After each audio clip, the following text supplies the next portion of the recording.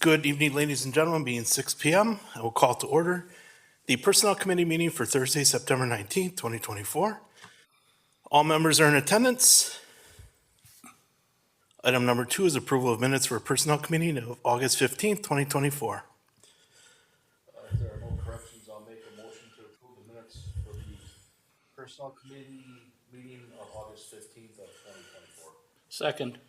Motion by Emmerich, second by Kripke. Any further discussion? All in favor by saying aye. Aye. Any opposed? Motion carries.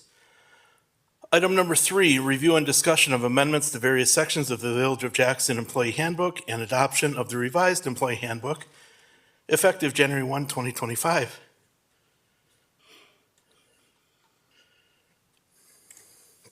You have anything for that? Quick summary is this is our last section to review together before we start rolling out the plans to go through a all employee review. While our directors, myself, we've taken each section one at a time or bundled smaller ones together, and you all have seen it.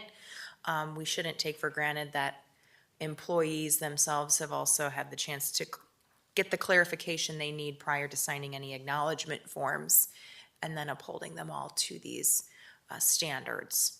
I think particularly what's before you is most of the introductory section of our handbook really clarified some when payroll and pay periods are accounted for, as well as some ADA Title I and Title II designations that we really need to clarify both for some, I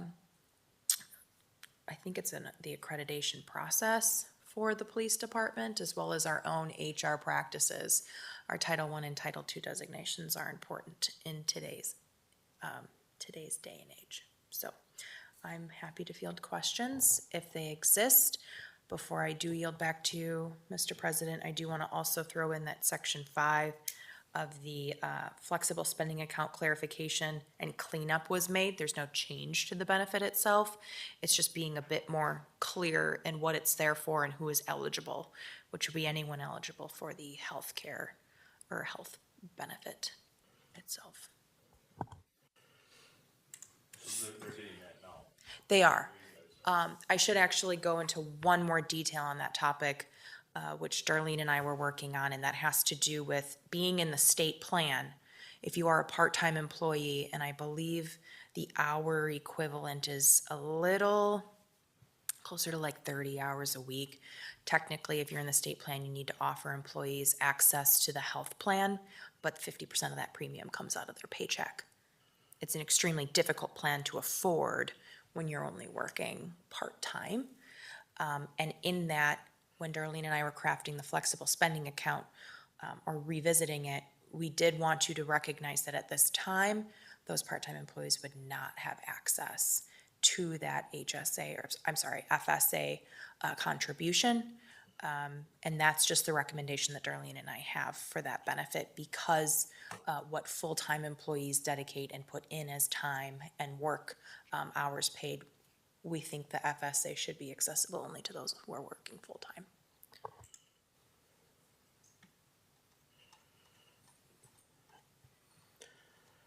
Are you looking for a motion on this tonight, or is this just review and discussion to move it forward? Review and discussion, if willing, to recommend village board approval, which we could then move forward in the memo. I'm hopeful that the board could look at it next Tuesday, which then gives us the month of October to pursue that staff review. And final acknowledgement, ink to paper, I agree to these rules and will conduct myself accordingly before the end of the year. All right.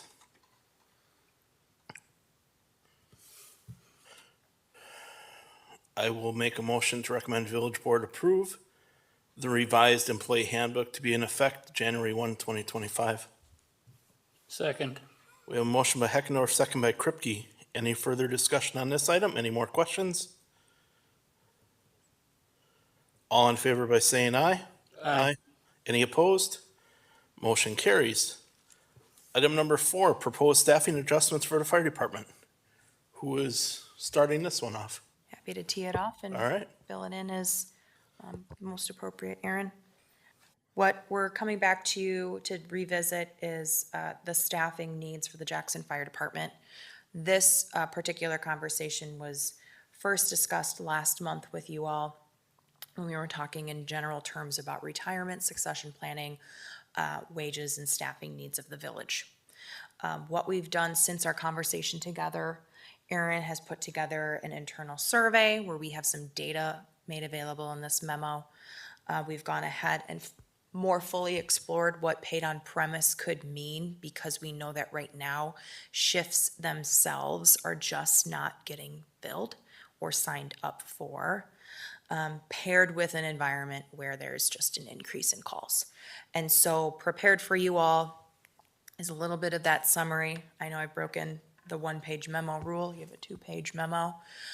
We've walked through what those needs are as they exist, what paid on premise could offer in the environment of a 12-hour shift weeknights, and then all weekend if approved financially. I've also walked through full-time review, what those hours could look like and how it could supplement the existing staffing. And then we segue into that summary in the memo. The weight I put in the summary was really in that, yes, we have our study. Yes, we have that concept of wanting to pursue a paid on premise if we needed to expand beyond the 5th full-time member, which was added. But by and large, financially, the considerations to be making don't lead me to recommending that direction. It actually led us to recognizing the opportunity to simplify a single hire instead of asking and expecting a workforce that just don't have the ability to fully commit to any paid on premise, at least in a required environment. If we had gone to a voluntary or sign-up environment, we're not certain that it would alleviate the current issue, which is there's voluntarily not all shifts getting covered. And so when you're weighing the pros and the cons of the paid on premise or the full-time, I know financially you're certainly not committing to shifts that aren't picked up in a paid on premise. And there is then, rightfully so, a savings. But in that model, you're still extending that current issue, which is the voluntary component. In a full-time environment, that person is scheduled. That person is then needing to be compensated. So it's a more certainty that they're covering a shift and they're going to be paid to do so. That's all spelled out there in the memo. Finally, we arrive at what that financial comparison could have included. The wages and benefits do include WRS because we understand those right now on the department willing to step up to a potential paid on premise model. That would certainly trigger WRS eligibility because many of them are already in that 800 to 900 hours within a rolling 12-month period, which 1,200 is that ceiling or that threshold. We're not hoping to change dynamically the benefit opportunities of the paid on call or the part-time positions. The village benefits from those employees being outside of that WRS system. And so what you have before you is just a generic comparison when it comes to what a full-time employee or a paid on premise independent impacts would be financially for the village. And that's in a full, I believe that's a full year scenario, which is not the recommendation, at least not for 2025. Aaron, what did I miss? You really hit everything. You know, it could be a little bit cheaper to do it, you know, if we had a large amount of members that wanted to do it, because then you could spread it out further. But when you only have, we had 9 people that stated that they were interested. Initially it was 11, 2 of them dropped out already. And then, so when you look at that, you had 2 members that don't have EMS, and then you have 1 that just started, and then you have four actually qualified people to do it with fire and EMS. Can we do it without fire? Yes. However, the study states that the reason for paid on premise is also to get that engine out the door right away, which we would not be doing. So we're actually taking a step back. The other thing I wanted to mention, I have 100 different things that I researched from other departments, but it also caused a lot of division between paid on premise, paid on call, full-time, part-time. You're adding one more step to it, and you tend to get a lot more division. The people that are getting paid, the paid on call aren't liking that. So that's what I found out from other departments. We would need a minimum of 7 people, I figured, to do this effectively. What I found out from like Hartford, Germantown, Mequon, and some of the people from Menominee Falls, I didn't speak to their chief. They never replied back. However, they stated that it's a revolving door with the scheduling. You're constantly trying to find somebody to be in that spot. So it works for a while, and it really leads to full-time in the long run, or actually in the short run. I also spoke with our, what do we want to call them? The people that did our study, the consultants. Kim Franz spent an hour on the phone with me talking about it. And he said they put it in there. There's 2 successful departments that are running paid on premise, and that's Lake Geneva and Fox. Let me find out. Fox Point, or Fox Crossing, I'm sorry. However, Fox Crossing is fire only, and they run a first responder crew. They have a 3-person paid on premise crew that responds to all EMS and fire calls. Lake Geneva, very successful and they're paid on premise. They have a ton of paramedics. I don't know where they get them from, but they have a big base of paid on premise that are scheduled a year in advance. So that's a very successful one. Those are the 2 successful ones I found. I talked to Chief Stevens from Hartford. They did a lot of that on the weekends. They've maintained that. What Chief Stevens says is it's just another way to get to full-time. And it's not cheaper, and it's a scheduling nightmare. Talked to Grafton. They also do paid on premise yet, but it's a voluntary, just like our paid on call schedule. So I don't see that working for us because it's the same people signing up. So if I can't schedule them, are they going to sign up? Well, we have 7 people basically that would do that.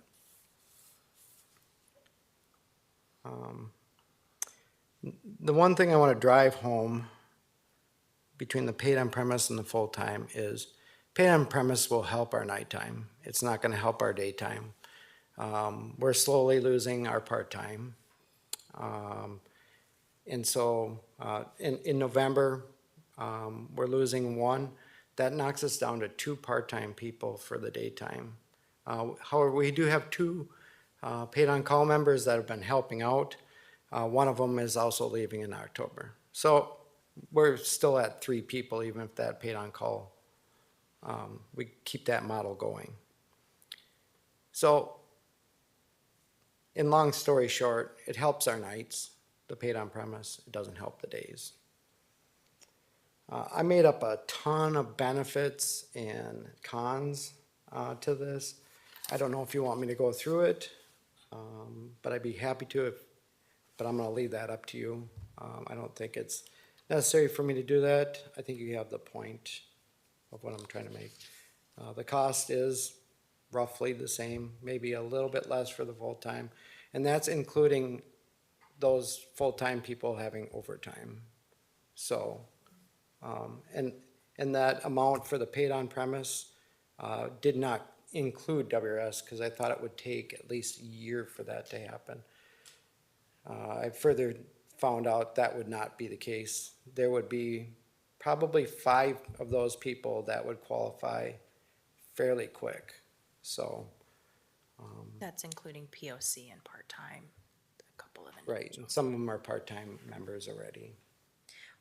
One last thing, we'll yield back to you guys, because it's a lot of information presented in the packet, it's a lot of information to talk about. But the last component that we do want to also touch on, which none of this is intended to come across as a frustration with the individuals that continue to volunteer as paid on-call members. No. If anything, they're all putting forward what they can, and that's appreciated. I think the data was really more so intended to show where we have to continue to grow and participate in supplementing, never removing what that grouping of individuals can bring to this department.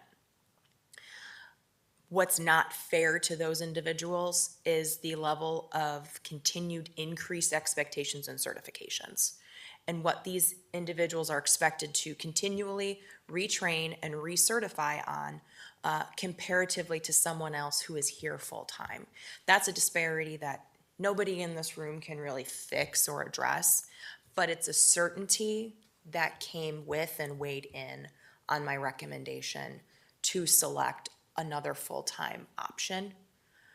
If you look at some of this data, we're seeing a really big drop in, and this is just on my radar, Aaron, if there's another area that's of importance to point to this data, drivers for us right now is extremely lean. You'll see over the course of the last 10 years, there's been 7 drivers, 11, 13. I know jump seat qualifications and things like that. Those are important moments to catch your POCs on an evening out. But by and large, there's just not a retention of individuals that have maintained those driver qualifications. And my office sees a lot of those sort of incident reports. We're seeing an uptick in accidents. I want someone here that we have a certification standard that we can require them to have. We don't have that position as much when we're speaking to a group of individuals that they're already giving us everything they can from an hourly standpoint as POCs. It's extremely difficult to sit down and say, okay, now who are we going to be requiring to now become certified in these different ways to cover our bases here at the department more? I guess the full-time don't get that luxury. They're expected to maintain those certifications. I'm wrapped up. Questions are more than welcome. Feedback, as you see fit. I yield back to you, Brian. Thank you. Trustees have any questions or comments?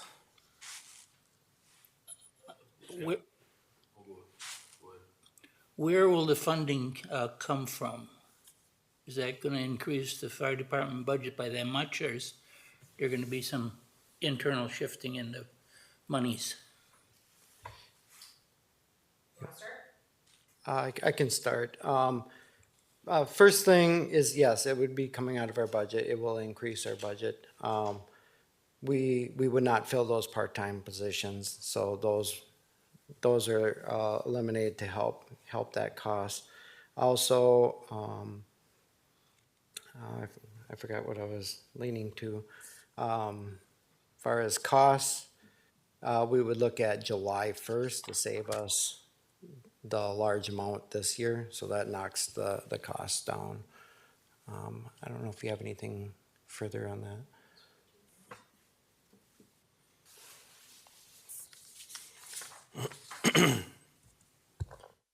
Anything else? No, I understand what you're saying. It's always been, as time goes on, the ability to get part-timers is paid on calls is tougher because family comes more important than in my day where family took the second seat. I was on the department long enough that even in my time on the department, yet you could see that turnover, that family was more important than the job. And as your criteria, as far as your training, your requirements in that, every time we went up a step, we lost some people. Just because of the time frame to do the training. I mean, when we became EMTIs, I did not come, I was not gonna go through that. I stayed on as EMT, but not as an I. So I'm sure as going up to paramedics, there were some that dropped off that didn't go to the paramedic route. So I can understand where it's tougher and tougher all the time. And the thing is, also, I believe the village is very happy with our fire department, police department, but with the fire department, I don't want to say it's a sacred cow, but it's very important in the mind of all our village residents. They're very happy with the paramedic program. I'm sure a lot of them do not understand how much it costs. And that's something that I guess is education. And if you want a top-notch department and top-notch abilities like paramedic, you got to pay for it. And I guess that's something that maybe an open house, a display there on what the paramedic program is, maybe costs you a little bit more on your tax roll. But here's the benefits of it. We get a lot of people coming to open house. So it's just instead of the house fire or the equipment to look at and everything else, a little more education in the cost of running a fire department in the village of Jackson and the benefits of the paramedic, but it comes with an increase in cost.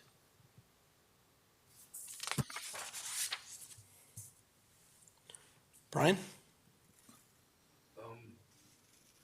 Since I've been on the board, I think I look, when I do all my voting and I look at everything, I always put my core services first, your police, your fire, your EMS, water, sewer, and then my streets, because you need that stuff, you know, it's something we provide to the community, and like John said, people are happy with it, we try to make it top notch, and I'm one person up here, I don't know personally if you guys, I needed them before, I had a heart ablation, and I had paramedics at my house. I mean, I'm glad that we have them, you know, I'm going back to the hospital after my ablation, and for one, glad that we had them, and somebody who needed them. And I know that you look at the world in general right now, you look at the generations after us, and no one wants to work. Everyone's got signs up looking for help, no one wants to work, and it's the same with your volunteerism. When you guys got on, like you say, your family was part of the fire department, your wife and your girlfriends, whatever, you're all part of the fire department, and now that's not like that anymore. And I looked at the numbers on here, you know, you had, back in 10 years ago in 14, you know, part-time employees, you had 45, and now you're down to 30, I think, so you're down 15 there, you're paid on calls on the schedule. Back in 2016, you had 30, and now you're down 6, down to 24. And a lot of those people can't make a lot of the hours and the time, like, you know, that type of thing, so I always put my money behind the core services and stuff, then it's the nice to have, I hate to say it, like the rec department and stuff like that, that's the nice to have is later after I fulfill my duties of making sure we have what we have to protect our citizens, the workers here and everything else. And if, could one of you, either Jen or Aaron, just go over this number with me here, this, if I'm understanding it right, for the number for the full-time, it's on page 2 of your memo.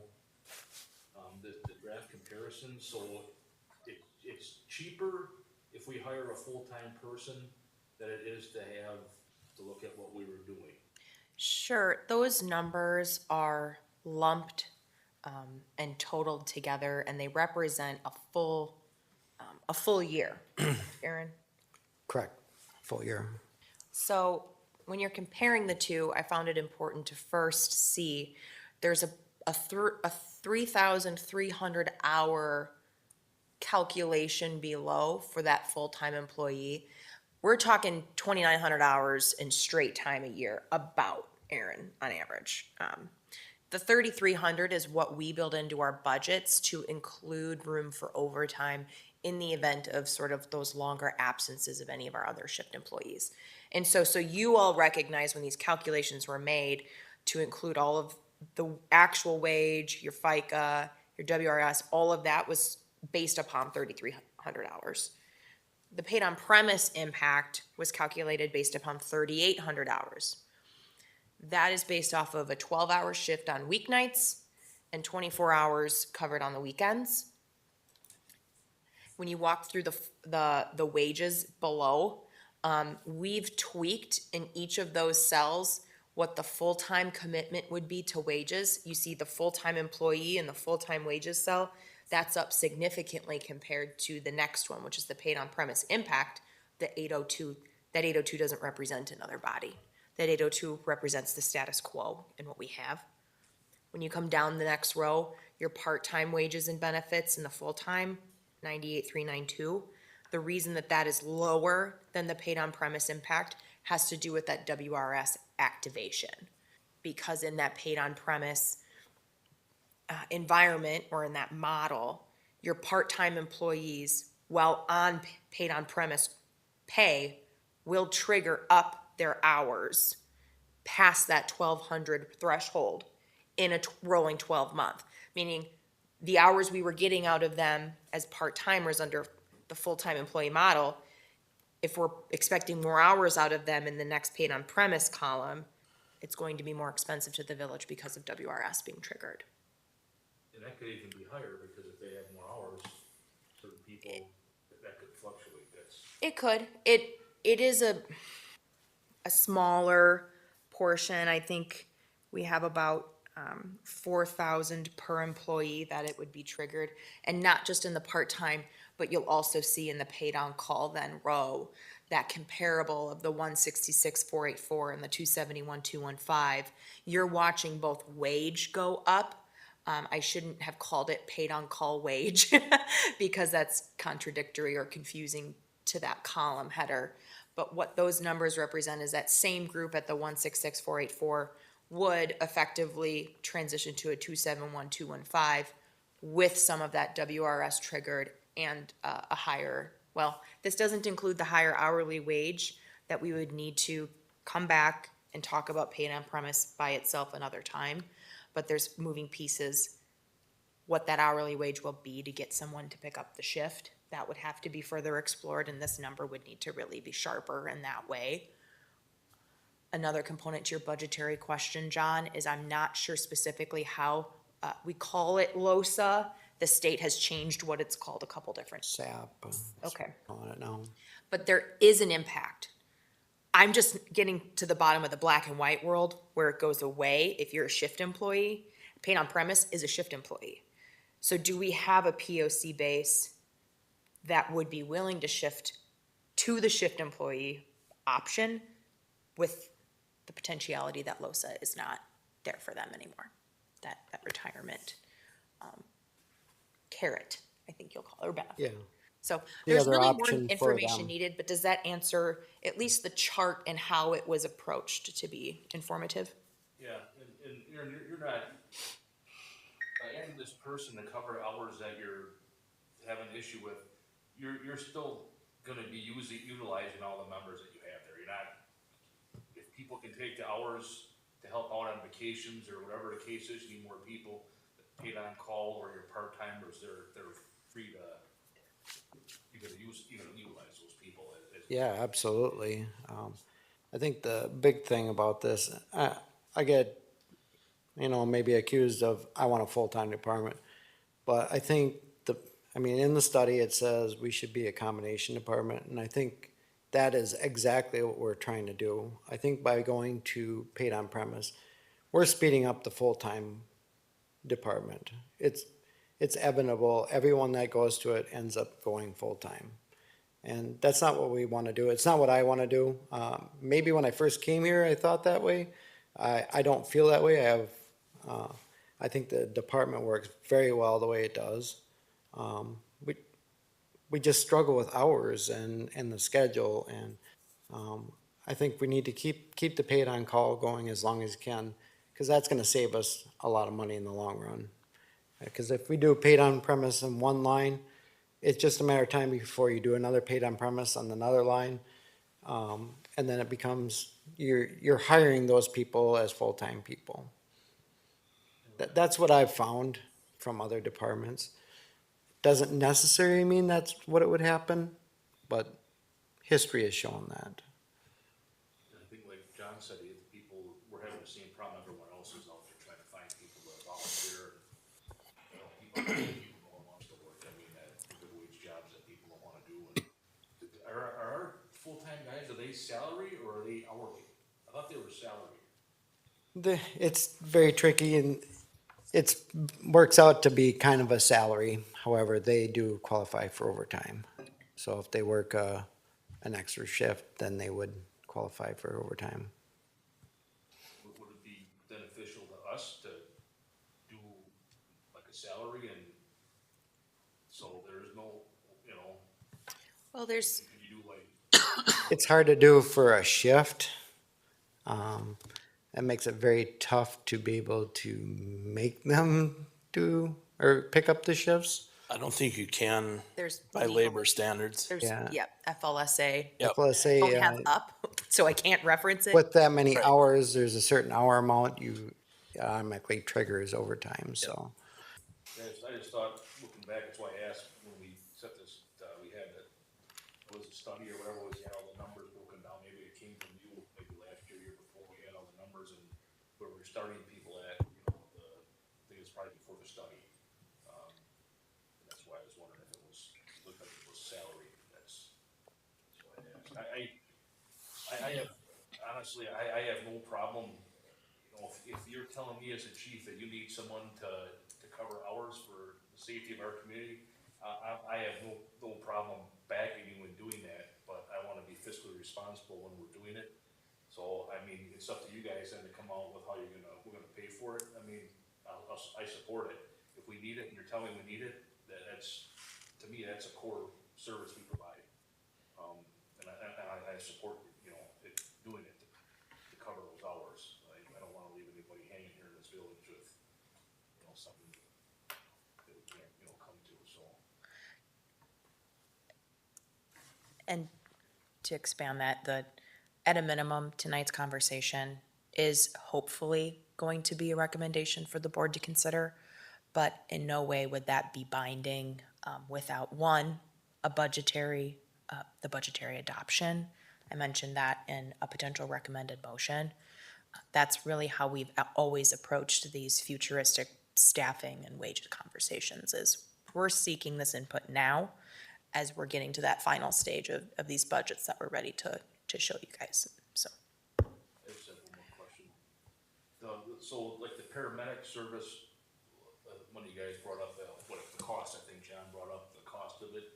I know, you know, the ALS and the BLS, the cost difference, what you're getting. That money that we charge out for, you know, for the rescue squad ride, the miles, all that stuff, that comes back to the department. Does that go toward, would some of that offset some of the cost of the employee? You know, if people are using the service of the paramedic, is that how you guys? it does to an extent. Right now, I guess you could say it offsets $375,000 of the budget, if you want to look at it that way. It's a revenue line item in the budget. Yeah. And that would vary every year, right? Because of how many people would use it, right? Yeah, There's a lot of your rates go up every year, so you're gonna bring in a little bit more. Population calls obviously helps bring that revenue up a little bit. It's not a lot. We've kind of leveled off a little bit, so that's one negative that's happening at the moment. So we're leveling off. Anything else? I scribbled a lot of stuff here, so I hope I can make heads or tails out of my questions that I have here. So I guess a question I have is, have we ever had an instance where, like, if we get a call that we have not responded? This last year, we've had 3 so far. First out.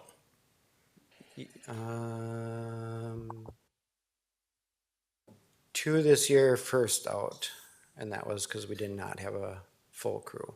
1 was a second out call. Okay.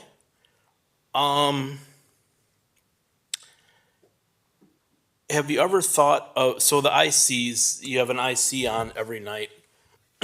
And I think I brought this up last month, is that those ICs that are running IC are excluded from the EMS schedule. So those ICs that are running are 6 of probably the most seasoned EMTs, 6 or 7 of the most seasoned EMTs on the department. Have you ever thought about just having, as long as they're on anyhow, have you ever just thought of having them run as part of the EMS schedule at night? Absolutely. However, basically 3 of them, 3 of those members were on the verge of being done. They wanted to be off the EMS schedule. That's how that initially started. It was a way to keep them around and use their knowledge for what we're doing as incident commanders. However, they do still help out on EMS calls. They serious ones, they go to the scene. So the ICs, I just want to state this, that is the one thing that is really working for us. The progress we've made with them and the distributive of scheduling and power and just organizing the department has really benefit. So that is the one thing that I hold very high on my bucket list, or in my mind, is that this is the one thing that's really working, and it's a good thing what we're doing. Can they step in? Have they stepped in? Yes. So the ones that would run EMS, would you allow them to take a spot on, when they're on IC, would you allow them to slide into the EMS coverage role that they could transport if need be? They have been doing that. They have been. Okay. At times. Any idea how many times? I couldn't tell you, right? I'd have to go back and really research who's on the call. I'm not sure, 100% sure if they're getting added to the calls or not. And that's probably something we should document.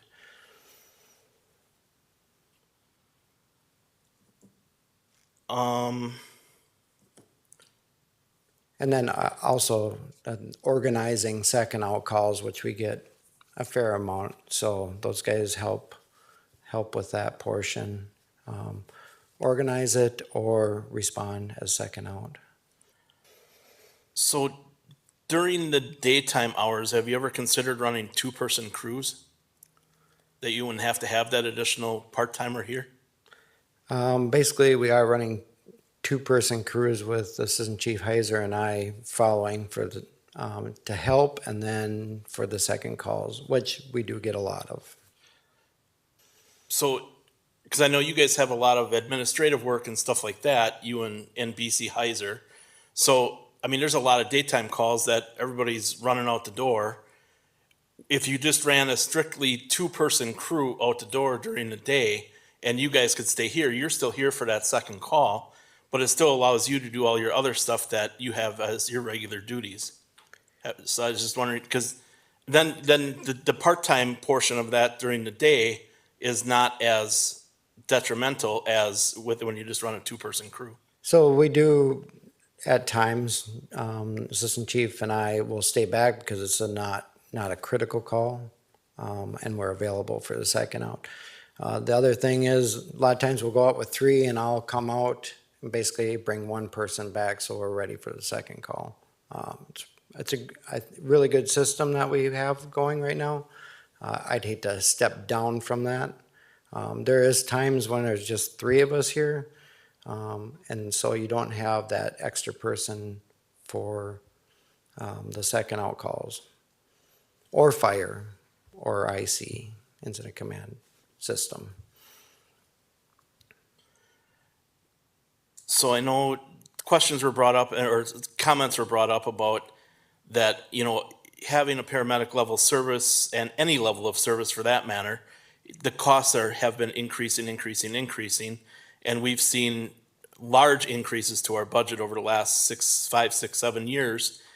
So if we go back with an increase again to the townships that we currently serve, and it seems to be the trend right now that they're going and looking for services elsewhere, do you have any concerns that Town of Polk or Town of Jackson would look to contract with other departments at a cheaper rate? And if that would happen, what sort of impact would that have on the department budget? I think the town of Jackson, that would be tough. We're too low compared to the surrounding areas. Not saying that someone couldn't underbid it. I do sometimes worry about the town of Polk, as they're very money driven, where the town of Jackson is more about the service. They like the paramedic service. They appreciate it. It's brought up very often. That was one part of it. Could you repeat the second portion? What impact, if we were to lose those revenue sources for the budget, how detrimental would that be to the budget? So if we lost the town of Polk, it would lose roughly $108,000 out of our budget, which would be tough to put on someone else. Because, okay, yeah, I'm not even gonna go there with that statement. Well, they get redistributed back to the town and the village of Jackson. Right, I mean, there's not really a relief valve there, nor is there really a capability of, I mean, it's such a small section, it's not as if we can say there's one person here dedicated to that portion. right. That really doesn't exist. If anything, it makes us all the more focused on those agreements we have, and the partners that are in those agreements, and the shift that's obviously occurring now. I think there's been a lot of time spent examining both what requesting agencies have been looking for, and I think that there's a positive change we're expecting to happen next year when it comes to agencies we're serving. When that's finalized, you guys will know because you'll have a contract in front of you. Yeah. But it's a real question to ask, because it's not so long ago we were worried about this with a different fund and a different service line that this village now fully funds instead of another town as well.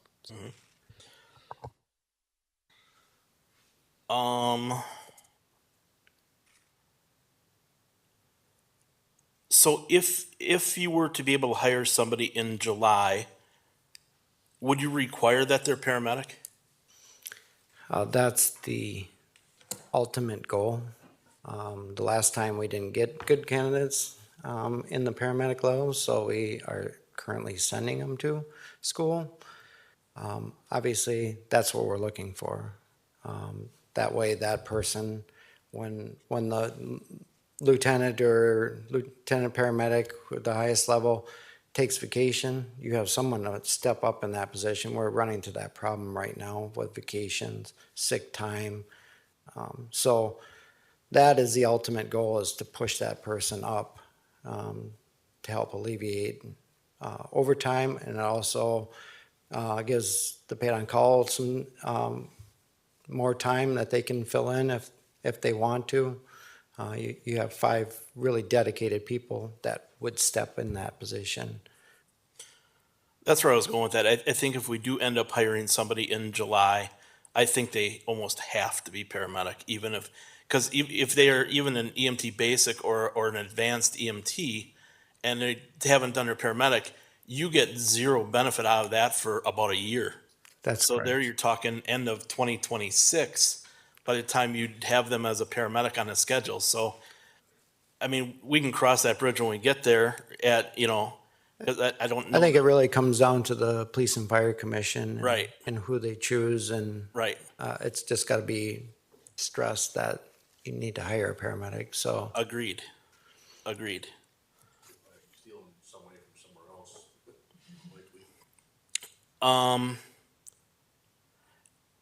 Have you ever sat down and actually asked the POCs why they don't take more hours? Regularly. A good portion of them anyways, Okay. yes. And what are some of the And- answers that you're getting? Well, most have family obligations. Work is always a strong one. I'm just trying to think. I think we actually had something in the survey that stated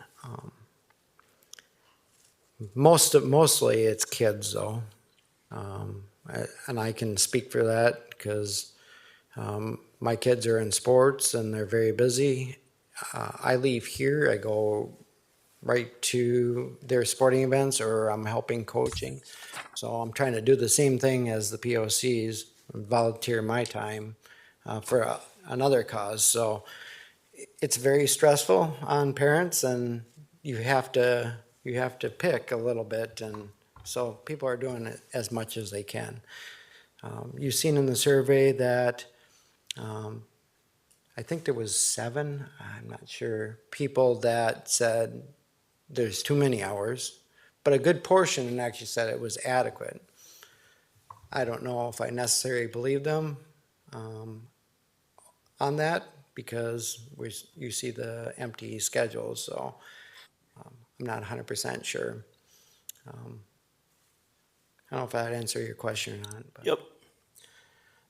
And then Jen, you referenced earlier some of these incidents we've been having with the, insurance claims and damage to the vehicles and things like that. So when you talk about being certified, you're just talking about being like certified for MPO and for the big trucks and stuff like that. Correct. Okay. So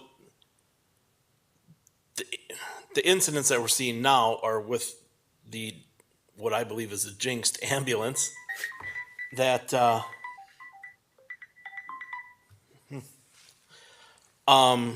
so those incidents wouldn't even necessarily be affected by the required certification that we're looking for the pump operator for the new person, correct? I think it's important we try to find somebody with that. MPO is a lot easier than paramedic to get. I mean, you're talking 6 months versus a year or a little less than that. So that's easy for them to get, and it's not as difficult. The fail rate is very minimal. So I think it's important that we try to get MP or someone with that certification to help out and still utilize the MPOs that we have. So basically they can step up when they need to or step down when we have a paid on call MPO. So then the last comment I have is that we talked about, POCs and the importance of them to keep a combination department going, to have them supplement any full-time or part-time staff that we would have. I would like to see some more effort put into recruiting POCs, and whether that be including a line item into your 2025 and going forward budget, to have something in there to actively recruit. Because I know last time we met, I had asked, when the last time is we posted anything about recruiting, and it was May 22nd, and it was a very vague, uninformational type of post on our social media page. And it's just, there's so many new people to the area that when they come in, they just assume, I think, that it's a regular full-time department. And there's probably people that are very well qualified, even being RNs and stuff like that, that would maybe be able to take some of that time on the POC schedule as an RN, but they just don't know. So like John was saying, maybe we look at, having some sort of open houses or more information out there and be more open and public with it as to how we do operate. And hopefully maybe we would get more people. You might see more of a revolving door, but if you have more exposure to more people of that position, you hopefully would get more people to stick and stay around. So I guess I would like to see if you can put something like that into your budget for 2025. It doesn't have to be a huge amount, probably, I don't know, $5,000, something like that. I don't know. But, Coming off a week of cuts. This yeah, is I know, timed but request. $5,000, if you could recruit 2 or 3 POCs, saves probably 75,000 on the other part of it. So, Understood. so that's all I have on that. Anybody else have any questions or comments after all the discussion here? With what you just said, you could just put something in a water bill, everyone in the village would get that, and then on the sign, it costs you nothing. Tax bill. Yeah. Stuffers in the bags at the They pig? do the community center, their pamphlets and that kind of stuff. But yeah, that's always Drop flyers at night. do the little cards or something. We've actually talked about the postcards, maybe that would be beneficial. But like you said, everything costs money, and the revolving door is always an issue. We've seen a lot. I think we've brought in more people this year and lost the same amount this year, so, yeah, advertisement's always good. Does benefit the conversation. I know we're probably trying to land the airplane, but just today, we've also gone under contract with the county. Aaron's been working with them through the Heart and Homestead program, where certain identified organizations can be volunteered for by community members that have come here and participated in the 20,000 down payment incentive program. And they're, as of today, Today, yeah. we're formally agreeable to the memorandum of agreement with the county. And we do have 2 people very interested, so that's good. And then we brought on 2 more people today, paid on call members, so. And that is the fire department. I shouldn't say we as the village. This is Fire for the department. fire department. So the other thing that is hanging out there, and I know the trustees had gotten an email last week about a meeting coming up Tuesday. So the county does have this study that is going on, so that could also play into this, and because we don't know what the outcome of that study is going to be. The study is supposed to be done in March, so it's next week is the first set of meetings of on-site from the consultants, and going forward through March, there's going to be a lot of information that's going to be asked for and analyzed and things like that. So I'm in favor of moving this motion or this recommendation forward to the village board. So I would make a motion to direct staff to draft a 2025 budget to include the addition of a full-time firefighter paramedic with approval of the same condition upon the adoption of a 2025 budget by the village board, that the full-time position would not be hired and put on the payroll before July of 2025.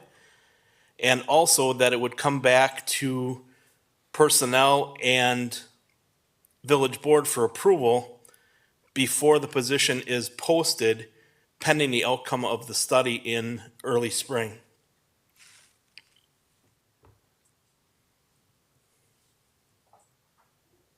Do we have a second?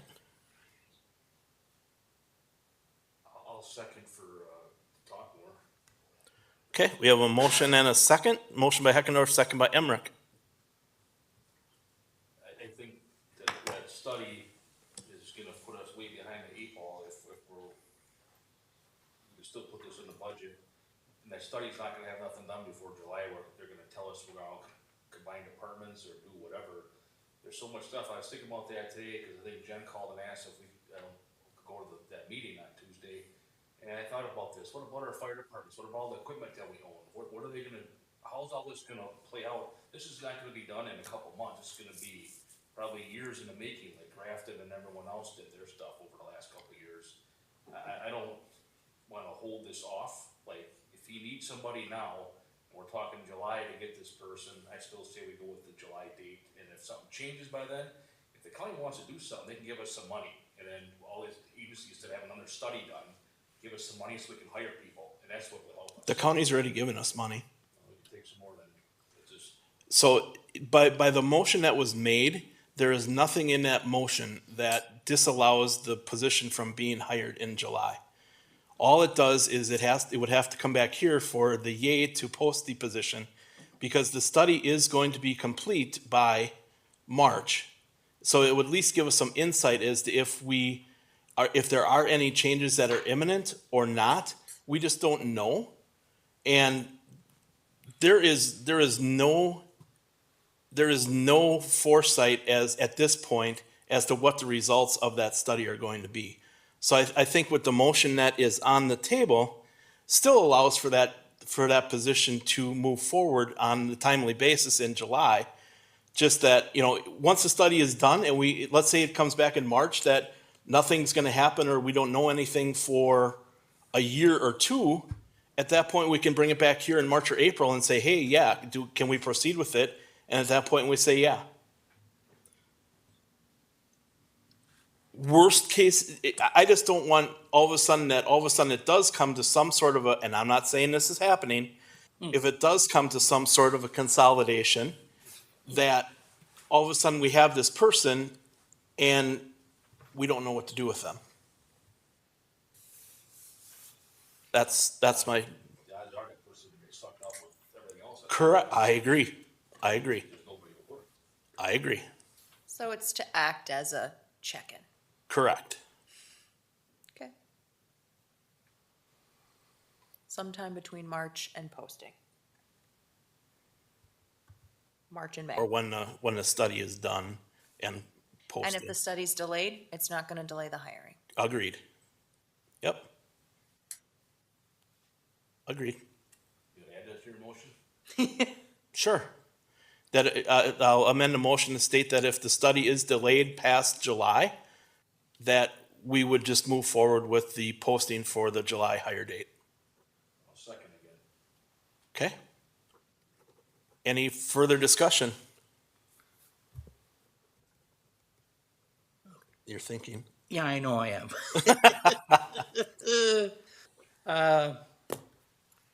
How much time normally is needed from posting date to hire date? At least I know that's a loaded question. 2 months at least. So posting at the end of March for a July hire is possible. Be tough, yeah. We'd like to get it out sooner, but Just a second, Dan. So that'd be 4 months. April, May, June, July. Right. Eight. Correct. So you could go for April posting. We decide at the end of March where the county's at and go for April posting for July hire.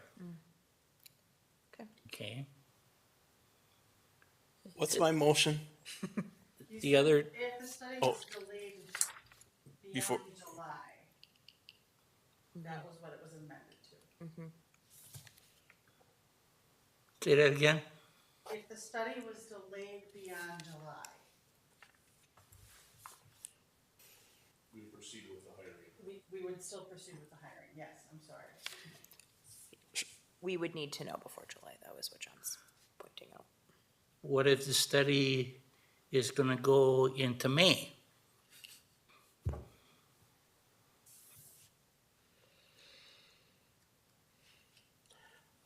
I would be willing to amend it once more to state past March 31st. I would go along with that. I'll second. And the other thing, we wanna be real careful that we're not proposing that the word fire department is gonna get replaced by the county. Agreed. Like the previous president had the police department Agreed. replaced by the county, and he got taken out. Agreed. And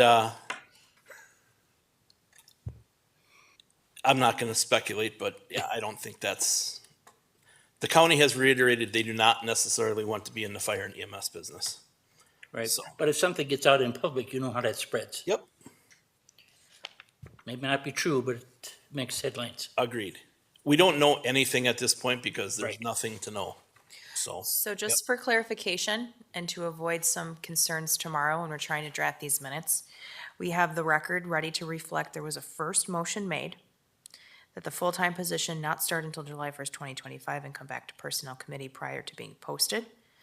And that was clarified further by saying the committee would be reviewing. We conversely said we would be reviewing. There was a first amendment to the original that also said if the study was delayed beyond July 1st, the hiring would not be delayed after July 1st. Then we had a second amendment to change if the study was delayed past March 31st, we would not be delaying the July 1st hire. Yes. Okay, we good? Very good. Okay. I yield back to you. All right. Any other discussion? All in favor by saying aye? Aye. Any opposed? Motion carries. Item number 5, citizens or village staff to address the Personnel Committee. Seeing no one, Move to adjourn. motion by Kripke, second by Emmerich to adjourn. All in favor by saying aye. Aye. Any opposed? Motion carries. Thank you.